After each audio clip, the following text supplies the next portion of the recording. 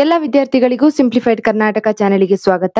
ಇವತ್ತು ನಡೆದಿರುವಂತಹ ಕನ್ನಡ ಎಕ್ಸಾಮ್ ಅನ್ನು ನೀವು ಚೆನ್ನಾಗಿ ಬರೆದಿರುವಿರೆಂಬುದಾಗಿ ಭಾವಿಸ್ತೇನೆ. ಅದರ ಕೀ ಆನ್ಸರ್ಸ್ ಗಳನ್ನು ಈ ವಿಡಿಯೋದಲ್ಲಿ ನಾವು ನೋಡ್ಕೊಳ್ಳುವ.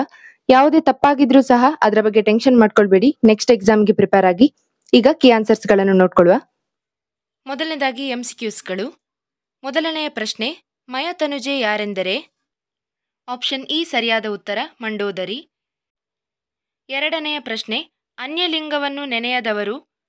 ಸರಿಯಾದ ಉತ್ತರ ಆಪ್ಷನ್ ಇ ಅಂಗದ ಮೇಲೆ ಲಿಂಗ ಧರಿಸಿದವನು. ಮೂರನೆಯ ಪ್ರಶ್ನೆ, ಹೆಂಡತಿಯ ಹರಿಬದಲಿ ಒಬ್ಬನೇ, ಗಂಡುಗೂಸೆ ವೈರಿಯನು ಕಡಿಕಂಡವನು ಮಾಡುವನು, ಮೇಣ್ ತನ್ನೊಡಲನ್ನಿಕ್ಕುವನು. ಈ ಪದ್ಯಭಾಗದಲ್ಲಿ ದ್ರೌಪದಿ ಯಾವ ವಿಚಾರ ತಿಳಿಸಿದ್ದಾಳೆ? ಸರಿಯಾದ ಉತ್ತರ ಆ ಗಂಡನ ಕರ್ತವ್ಯ. ನಾಲ್ಕನೆಯ ಪ್ರಶ್ನೆ, ದುರ್ಗಂಧ ಬಿಡದಿರುವುದು ಯಾವುದು? ಸರಿಯಾದ ಉತ್ತರ ಅ ಊರಹಂದಿ. ಐದನೆಯ ಪ್ರಶ್ನೆ, ಹೊರಲೋಕವನ್ನು ಪರಿಚಯಿಸಿ ಎಚ್ಚರಿಕೆ ಕೊಟ್ಟವಳು ಯಾರು? ಸರಿಯಾದ ಉತ್ತರ ಆಪ್ಷನ್ ಅ ತಾಯಿ. ಆರನೆಯ ಪ್ರಶ್ನೆ, ಕಿಡ್ನಿ ಸ್ಟೋನ್ ಬಗ್ಗೆ ತಿಳಿಯಲು ಲೇಖಕಿ ನೇಮಿಚಂದ್ರ ಭೇಟಿ ಮಾಡಿದ್ದು. ಸರಿಯಾದ ಉತ್ತರ ಇ ಕಮಲ ಮೇಡಂ ಮತ್ತು ಮುದ್ದೇಗೌಡ. ಏಳನೆಯ ಪ್ರಶ್ನೆ, ತಾನು ಹರಿದು ಬರುವಾಗಲೆಲ್ಲ ತನ್ನ ಸೆರಗಿನಂಚಿನಲ್ಲಿರುವ ತೋಟಗಳಿಂದ ಆಗಾಗ್ಗೆ ಅಷ್ಟಿಷ್ಟು ತೆಂಗಿನಕಾಯಿ, ಸೌದೆ ಕಟ್ಟಿಗೆಗಳನ್ನು ತಂದು ಕುದುಪನ ದಿಟ್ಟಿಗೆ ಅವನ್ನೆಲ್ಲ ಬೀಳಿಸುತ್ತಿಲ್ಲವೇ? ದಣಿಗಳ ಬೆಳ್ಳಿ ಲೋಟ ಗದ್ಯದ ಈ ಸಾಲುಗಳು ಕೆಳಗಿನ ಯಾವ ಹೇಳಿಕೆಯನ್ನು ಸಮರ್ಥಿಸುತ್ತವೆ?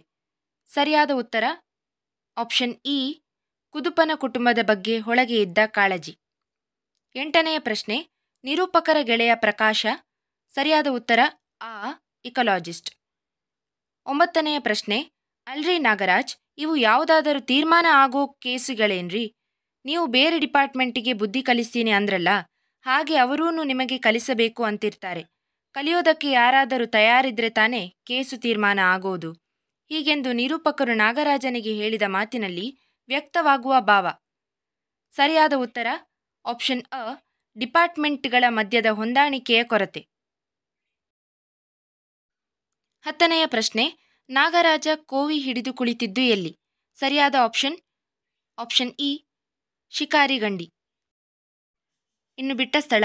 11ನೆಯ ಪ್ರಶ್ನೆ, ವಾಲ್ಪರೆಗೆ ದುರಂತದ ಮೂಲ ಬೀಜಗಳು ಡ್ಯಾಶ್ ರೂಪದಲ್ಲಿ ಬಂದವು. ಚಹಾ ಗಿಡ. 12ನೆಯ ಪ್ರಶ್ನೆ, ಸ್ಥಳೀಯ ಭಾಷೆ ಕಲಿಯದ ಅನ್ಯ ಭಾಷಿಕರು ಡ್ಯಾಶ್ ಉಳಿಯಬೇಕಾಗುತ್ತದೆ. ಸರಿಯಾದ ಉತ್ತರ ದ್ವೀಪಜೀವಿಗಳಾಗಿ. 13ನೆಯ ಪ್ರಶ್ನೆ, ಭೂಮಿಯ ಮೇಲಿನ ಮೊದಲ ವಿಜ್ಞಾನಿ ಡ್ಯಾಶ್. ಸರಿಯಾದ ಉತ್ತರ ಮಗು. 14ನೆಯ ಪ್ರಶ್ನೆ, ಶೇಷನು ರಾಮಾಯಣದ ಕಥೆಯನ್ನು ಡ್ಯಾಶ್ ನಿಗೆ ಹೇಳಿದನು. ವತ್ಸಾಯನ. 15ನೆಯ ಪ್ರಶ್ನೆ, ವೀರೇಂದ್ರ ಸಿಂಪಿಯವರು ಹೇಳುವ ಹಳ್ಳಿಯ ಚಹಾ ಹೋಟೆಲಿನ ಹೆಸರು ಡ್ಯಾಶ್. ಸರಿಯಾದ ಉತ್ತರ ಚಂದ್ರಭವನ. ಇನ್ನು ಹೊಂದಿಸಿ ಬರೆಯಿರಿ. 16ನೆಯ ಪ್ರಶ್ನೆ, ಪುರಂದರದಾಸ ಕೀರ್ತನೆ, ಬೆಳಗು ಜಾವ ಮುಕ್ತಕಂಠ, ಶಿಲುಬೆ ಏರಿದ್ದಾನೆ KS ನಿಸಾರ್ ಅಹಮದ್, ಚಿಟ್ಟೆ ಮತ್ತು ಜೀವಯಾನ, ಹತ್ತಿಚಿತ್ತ ಮತ್ತು ಸುಕನ್ಯಾ ಮಾರುತಿ, ಒಮ್ಮೆ ನಗುತ್ತೇವೆ. 2 ಮಾರ್ಕ್ಸ್ನ ಪ್ರಶ್ನೆ ಹಾಗೂ ಸಂದರ್ಭಗಳನ್ನು ನೀವು ಕರೆಕ್ಟಾಗಿ ಉತ್ತರ ಬರೆದಿರುವಿರಿ ಎಂಬುದಾಗಿ ಭಾವಿಸ್ತೇನೆ. ಈಗ ಭಾಷಾಭ್ಯಾಸವನ್ನು ನೋಡ್ಕೊಳ್ಳುವ. 45ನೆಯ ಪ್ರಶ್ನೆ, 2 ಪದಗಳ ನಾನಾರ್ಥಗಳನ್ನು ಬರೆಯಿರಿ. ಬಟ್ಟೆ, ವಸ್ತ್ರ ಮತ್ತು ದಾರಿ. ಕವಿ ಪದ್ಯಗಳನ್ನ ಬರೆಯುವವನು, ಹಾಗೆ ಆವರಿಸು. ಅರಿ, ತಿಳಿ, ವೈರಿ. 46ನೆಯ ಪ್ರಶ್ನೆ, 2 ಪದಗಳ ಗುಣವಾಚಕಗಳನ್ನು ಬರೆಯಿರಿ. ಕಲಿಭೀಮ, ಕಲಿ. ಗಟ್ಟಿಪಾದ, ಗಟ್ಟಿ. ಶ್ರೇಷ್ಠ ವಿಜ್ಞಾನಿ, ಶ್ರೇಷ್ಠ. 47ನೆಯ ಪ್ರಶ್ನೆ, 2 ಪದಗಳ ತದ್ಭವ ರೂಪ ಬರೆಯಿರಿ. ಯೋಗಿ, ಜೋಗಿ.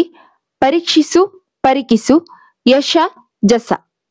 48ನೆಯ ಪ್ರಶ್ನೆ, 2 ಕ್ರಿಯಾಪದಗಳ ಧಾತು ಗುರುತಿಸಿ. ಓದಿದನು, ಓದು. ಬೀಸುತ್ತಿತ್ತು, ಬೀಸು. ಹಾಡುವಳು, ಹಾಡು. 49ನೆಯ ಪ್ರಶ್ನೆ, 2 ನುಡಿಗಟ್ಟುಗಳನ್ನು ನಿಮ್ಮ ಸ್ವಂತ ವಾಕ್ಯಗಳಲ್ಲಿ ಬಳಸಿ ಬರೆಯಿರಿ. ಕಾಲು ಕೀಳು, ರಾಮಬಾಣ, ಗಾಳಿ ಸುದ್ದಿ. ನಿಮ್ಮದೇ ಆದ ಓನ್ ಸೆಂಟೆನ್ಸ್ ಅನ್ನು ನೀವು ಬರೆದಿರುವಿರಿ ಎಂಬುದಾಗಿ ಭಾವಿಸ್ತೇನೆ. ಯಾವುದಾದರೂ 2 ಅನ್ಯ ದೇಶೀಯ ಪದಗಳನ್ನು ಬರೆಯಿರಿ. ಯಾವುದೇ ಅನ್ಯ ದೇಶೀಯ ಪದಗಳನ್ನು ನೀವು ಬರೆಯಬಹುದು. ಈ ಪರೀಕ್ಷೆಯನ್ನು ಉತ್ತಮವಾಗಿ ನೀವು ಬರೆದಿರುವಿರಿ ಎಂಬುದಾಗಿ ಭಾವಿಸ್ತೇನೆ. ಮುಂದಿನ ಎಕ್ಸಾಮ್ಸ್ಗಳಿಗೆ ಚೆನ್ನಾಗಿ ಓದಿ. All the best. ಈ ವಿಡಿಯೋ ನಿಮ್ಗೆ ಇಷ್ಟ ಆಗಿದ್ರೆ ಪ್ಲೀಸ್ ಲೈಕ್ ಮಾಡಿ ಮತ್ತು ನಿಮ್ಮ ಫ್ರೆಂಡ್ಸ್ ಜೊತೆಗೂ ಶೇರ್ ಮಾಡಿ. ಮೊದಲ ಬಾರಿಗೆ ಚಾನೆಲ್ ಅನ್ನು ವಿಸಿಟ್ ಮಾಡಿದ್ರೆ ಪ್ಲೀಸ್ ಸಬ್ಸ್ಕ್ರೈಬ್ ಮಾಡಿ. Thank you.